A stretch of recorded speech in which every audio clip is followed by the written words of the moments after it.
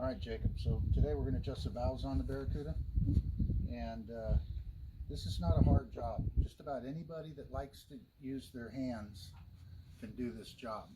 So we're going to pull the valve cover off. These are mechanical lifters or solid, but this works in just about anybody solid with a solid cam.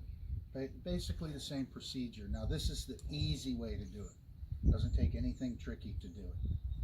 All right, so we had to pull the car in. It's too windy outside. It's beautiful and sunny, but it's too windy. We'll pull the car inside, so let's go ahead and pull this valve cover off. Why don't you come around this side so I can show a couple things. This little bracket that holds these hoses, it just gets a pinch and it pops out. These things are always missing. All right, we got PCV valve to get out. We got a vacuum line here just to unplug to get it out of the way. Now right down here, if you can look, there's little metal tabs, and you just bend those with your finger, just gently, and that pulls the wiring harness away from the valve cover. All right, and let me grab a tool over here.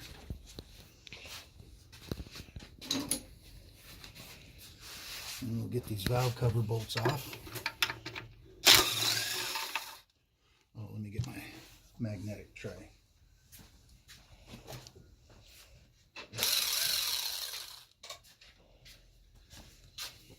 I love these magnetic trays. Okay. I'm gonna have to get an extension to get down there.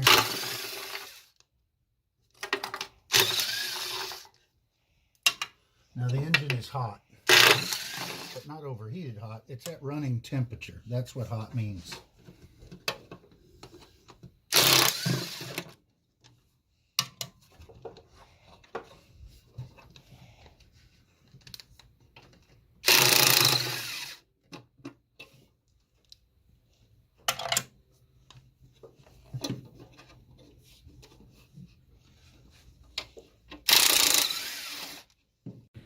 All right, we got the valve cover off here.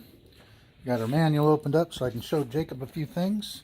All right, Jacob, I'm going to hook up this remote starter so we can do this. You hold the camera. All right. Okay, now there's a couple places to hook it up on a Mopar over here. You can hook it up down here on the starter where you hook to the battery cable here, and then there's this little lead down here. And that's what makes the starter come on. Or you can come up here, and this is a starting solenoid here. And then this comes from your key switch. So if you take and you plug it here, right there, and then you hook it to your power source, right here, this is your power source, is the bigger one here, that will operate this little relay by squeezing this thing.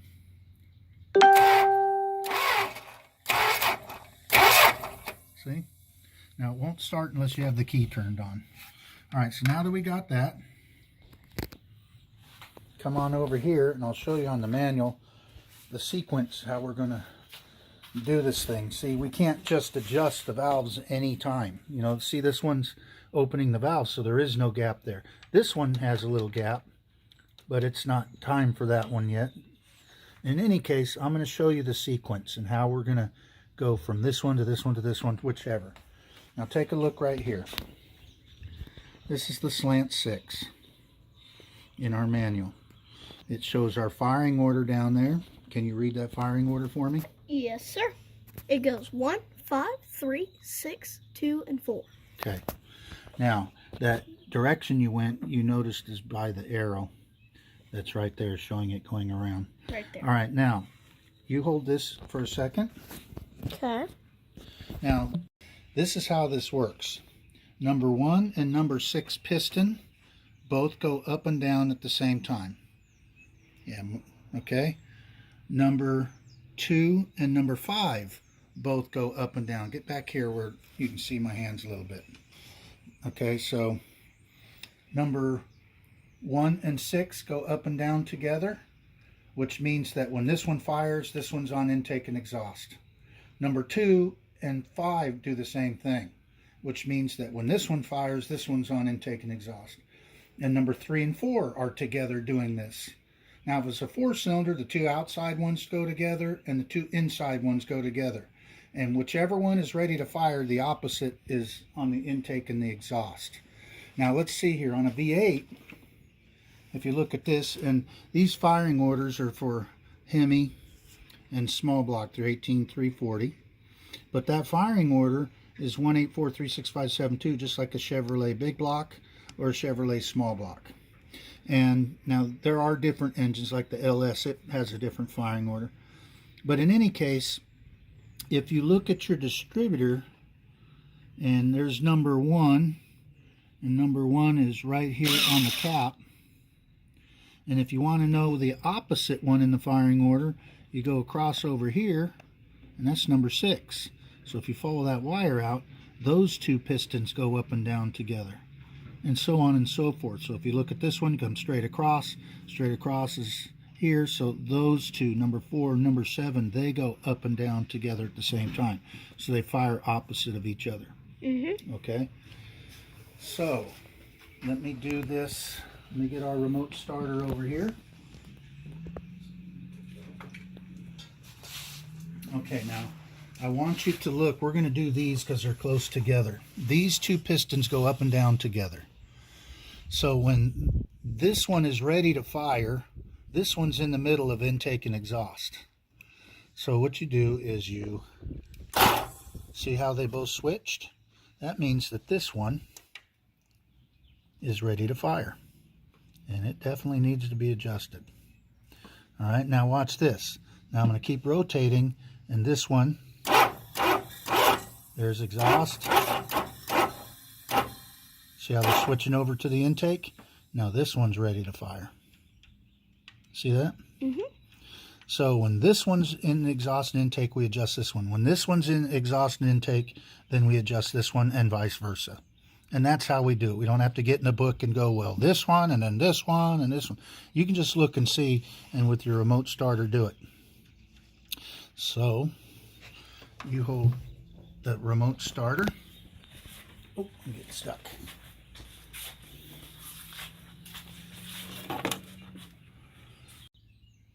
All right, we need to get feeler gauges, and they're right here. And now normally on a slant 6, you adjust the exhaust at 20 thousandths and the intake at 10. But this has a comp cam in it, and there are 2 different cams they offer over the shelf. This is the smaller of the 2. And I'm telling you, it made a massive difference on how well this thing ran. The gas mileage came up, and it got more powerful. Anyway, so we got 10 and 20, 10 and 12. So 12 on the exhaust. So what I need you to do, Jacob, is I need you to look at, we're going to adjust these valves here first. These here and here first. So I need you to rotate the engine with our remote starter until this one and this one are in between intake and exhaust. Ah, okay.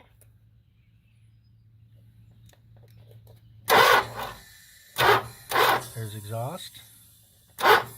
Right there. Okay.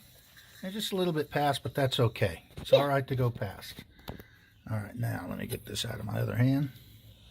All right, and we have 12 thousandths. There's the exhaust. If you follow the exhaust manifold up right here, it leads straight to that valve. That's your exhaust valve. And that one's good. There's your intake there. It leads right there. Ooh, that one's a little tight. So we get our Little trusty wrench.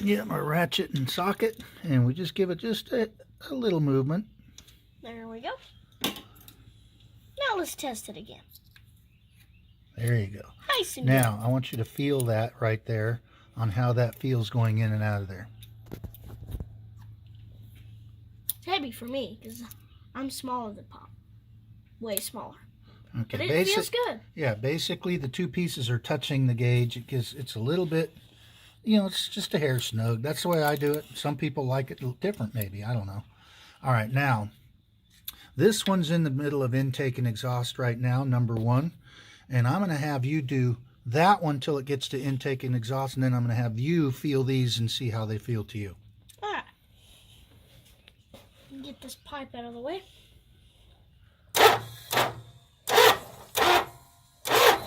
There's exhaust. Right there.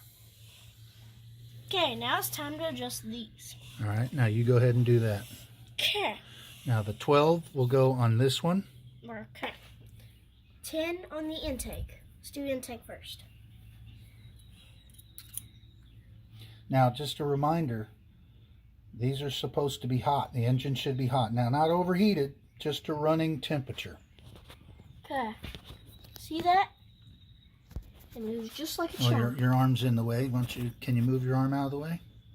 Okay, now slip that out of there. Okay. Now, do your 12. Was that good, or do you want it looser? That's fine, I guess. Let's do your exhaust. That's 12. Man, holy cow. That one. Well, that one seems tight. Too tight. Okay. Holy cow, that is way too tight. Okay, let me get it out of there. Now you go ahead and loosen that nut there. Now it's going to be easier if you hold it all the way at the end of the wrench. Okay. Just give it a coin. Snug. Go a little more. Okay. Radiator's in the way. There we go. That should be good. Okay, let's test it again. This. Okay. So we need Mr. 12. There he is. Okay. It fits. Yep, it goes in. Okay. Let me see what it feels like, and we'll see how well you did. There's our intake. Oh yeah, I like that. And there's our exhaust. Oh yeah, I like that. That's excellent. Thanks. Okay, well, let's go ahead and finish them up. And now, just a reminder, there's not really any order. Just find the one that's opposite of the intake and exhaust, and that's the one you adjust. Poppy. Yeah? I accidentally had to restart the video because blah. Okay, it's all right. Yeah. And this one is a hair too loose. Huh. Nice. So far, this is fun.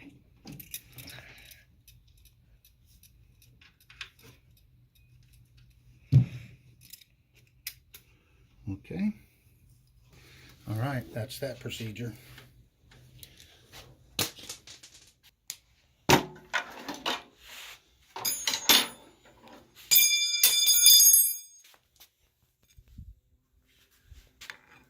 All right, now I'm going to go ahead and start it up so you can watch these things move with it running. I'm just kind of get this, that wire's about ready to break. I think we're going to go ahead and repair it when we go back together. And this vacuum line here that goes to your vacuum advance is disconnected. They always say when you disconnect it to plug it. And I wouldn't worry about plugging it, considering there should be no vacuum there if everything is right, because there is no vacuum at idle unless you hook it to full-time vacuum. Typically, vacuum advanced is hooked to ported vacuum. Ported vacuum only happens when you open the throttle. So, as of now, when I start it, there will be no vacuum leak. Watch those rocker arms.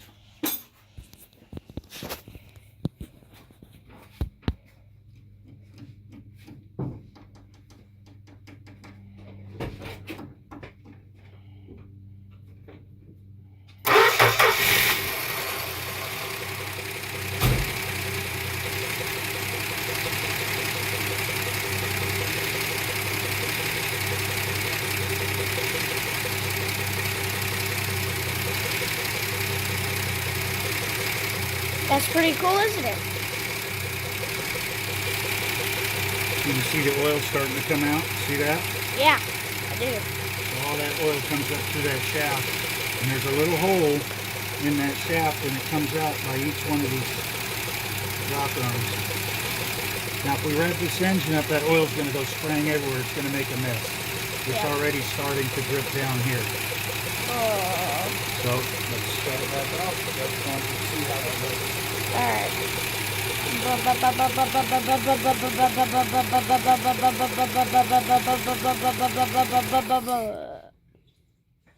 That's pretty cool right there. Isn't it? Deep, deep, deep, deep, deep. Alright, looks like it's time to put a valve cover back on again. Yep. Now these gaskets have this little tab on it right here. Some gaskets are different, but the valve cover has these little notches in it.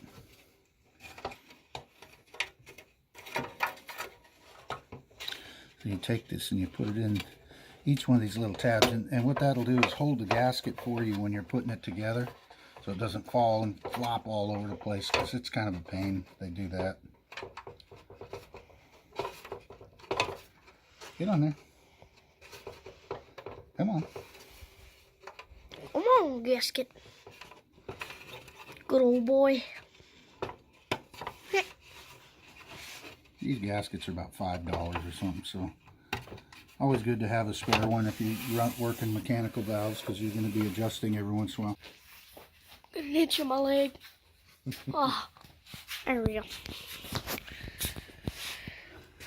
Alrighty then.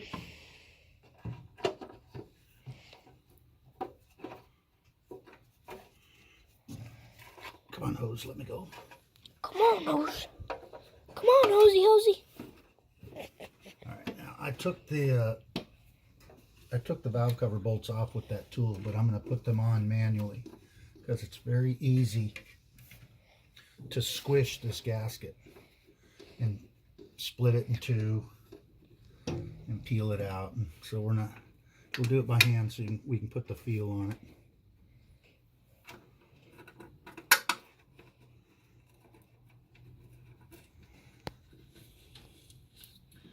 Okay, let me get the tool here and we'll tighten this up. Hey, Pop. Yeah. May I shout out someone that we really like? Go ahead. We'd like to shout out to Lamb Chops World for having some nice races. Yep, Lamarosa Rails. It was every Saturday night, but it's been moved to Monday nights now. Don't miss it. That's a good show. It is. Very good. Lamarosa is Hot Wheel drag racing. And you can send a car in, and you send in your car to them. Just look it up. LAMCHOP, Lamb Chops World on YouTube. Yep. That's right.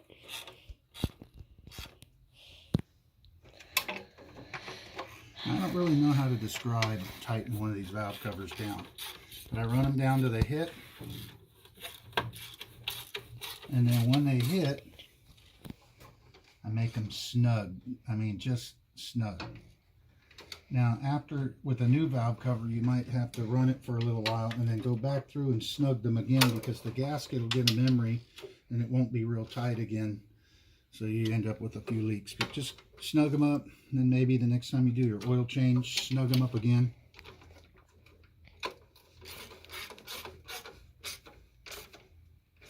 But if you over tighten them, it'll split that gasket in two pieces.